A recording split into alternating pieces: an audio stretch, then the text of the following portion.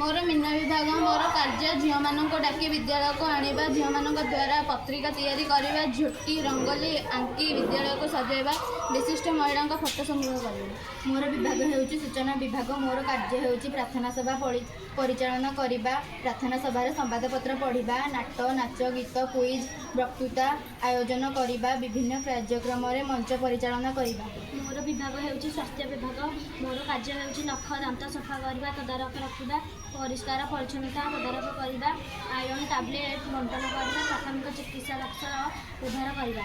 मोर विभाग होची शिक्षा विभाग मोर कार्य होची पिलामानक उपस्थापन नेबा खाता संग्रह करबा खाता बांटिबा लाइब्रेरी बही को सजाड़ी रखिबा श्रेणी रे शांति श्रृंखला रक्षा करबा।